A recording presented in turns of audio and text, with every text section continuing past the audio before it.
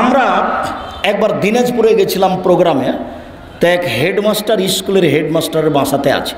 তো হেডমাস্টার আমাকে বলছেন, আব্দুর রাজাক সাহেব, আমার বিছনা থেকে ওই যে ঘরের বাইরে যে জুতা স্যান্ডেল আছে এই পর্যন্ত যে চট বিছানো আছে, কেন চট বিছানো আছে তা কি বলতে পারেন? তা আমি বলছি, তা তো বলতে পারি না। তখন আমাকে বলছে, স্ত্রী মিলনের পরে সরাসরি পাটা যদি মাটির ওপরে পড়ে যায় তাহলে মাটি অভিশাপ করবে।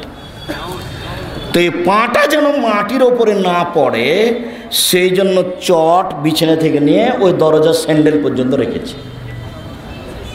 তাহলে বিছানা থেকে নেমে পাটা কিসের ওপরে পড়বে? চটের ওপরে। চট থেকে নেমে ও পা কোথায় রাখবে? স্যান্ডেলের ওপরে, যেন মাটিতে না লাগে। একজন হেডমাস্টারের কথা, যার জন্য আপনাকে আমি বলে থাকি মাঝে মধ্যে যে 16ই ডিসেম্বরে হেডমাস্টার চেয়ারে বসে আছেন, তার মেয়ে মাস্টার ডিগ্রি পাস নাচছে, বাপে দেখছে যে মেয়ে কেমন নাচতে পারে। এই হেডমাস্টারও যদি শিক্ষিত মানুষ হন তাহলে মূর্খ মানুষকে, এনাকেও যদি শিক্ষিত বলতে হয় তাহলে অশিক্ষিত মানুষকে। এখানে একটা বই পাওয়া যায়, জানি না আজকে আছে কিনা, বইয়ের নাম হলো শিক্ষা বনাম জাহেলিয়াত। 1 থেকে নিয়ে 10ম শ্রেণী পর্যন্ত লেখককে নাকচ করা হয়েছে, এরা লেখক নয়, লেখকের যোগ্যতাই রাখে না।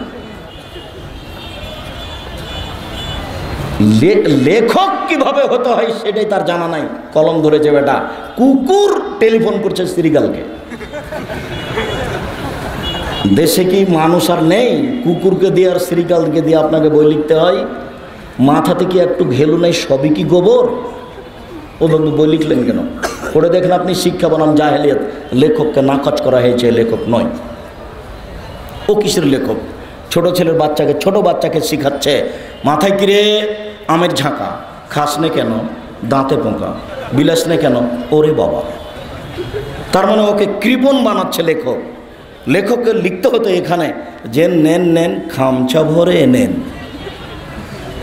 লেখক নিজেই জানে না লেখক কাকে বলে, কি লিখবে। খুঁজে এখানে না পেলে জামিয়া সালাফিয়া ডাঙ্গিপাড়া যাবেন, শিক্ষা বনাম জাহেলিয়াত বইটা খুঁজতে, আপনার জন্য লেখা হয়েছে,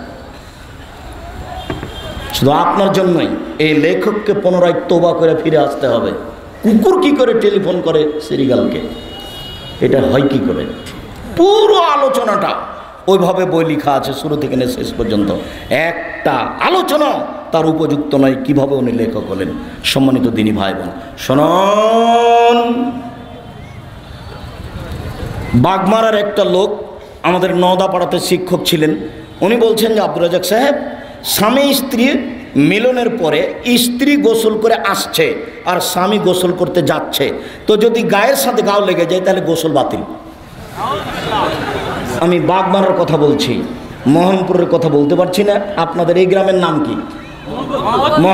মোহাম্মদপুরের কথা বলতে পারছি না।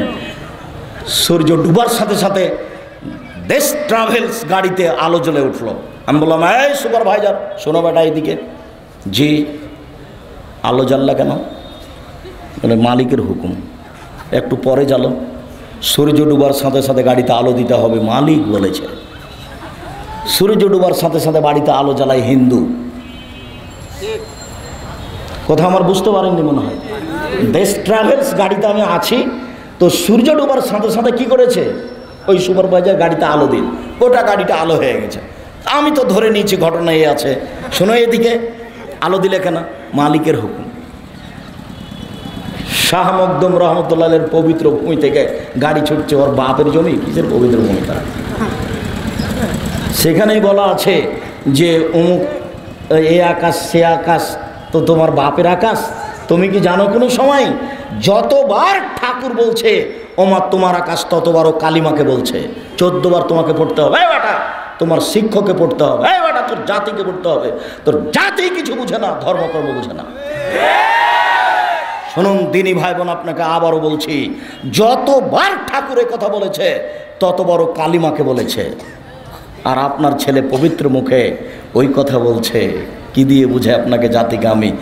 আমরা শুনেছি যে বন্যা চলেছে বিপদ সীমার উপর দিয়ে, ঝড় বৃষ্টি চলেছে বিপদ সীমার উপর দিয়ে। আরে না না, ভারত বাংলাদেশ পাকিস্তানে বাংলাদেশের মাটিতে শিরক চলেছে বিপদ সীমার উপর দিয়ে।